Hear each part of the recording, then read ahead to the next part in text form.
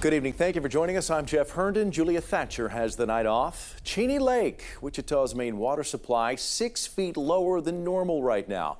And this recent rain that we've had, it's not changing much, but some are still taking advantage of the lower lake levels. KSN's Samantha Boring is at the lake to explain how they are doing so. The only accessible boat ramp is here on the east side of Cheney Lake, though that isn't stopping people from exploring parts of the lake once flowing with water. It's odd walking out where you're supposed to be in a boat. If you're visiting Cheney Lake, a boat isn't necessary to check out some areas. I've been across there in a boat just this year, and it's already down to a sandbar. Instead of catching fish, visitors are finding all kinds of treasures.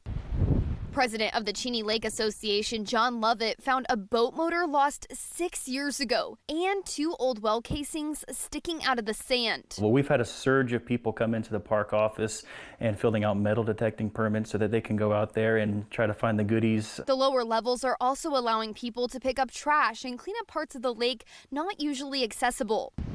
The low levels do impact Wichita's water supply. We want everyone to understand every drop of water they use affects the lake. The city's recent water conservation progress report shows the lake is 67.3% full. Wichita gets water from Cheney Lake and an aquifer. When lake levels are low, the aquifer can help supplement the supply.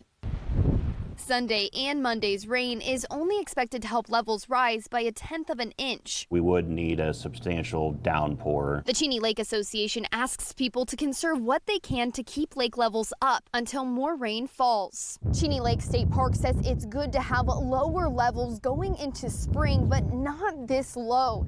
They hope some winter moisture can help bring levels up to 2 feet below the normal. That way it can help with any possible flooding in the spring. Here for you from Cheney Lake State Park, Samantha Boring, KSN News 3. And the rain's still not enough to alleviate the severe drought the state is experiencing. Compared to 2 weeks ago, it shows a slight increase in dryness concentrated in central and eastern Kansas. Areas like Hayes remain under exceptional drought.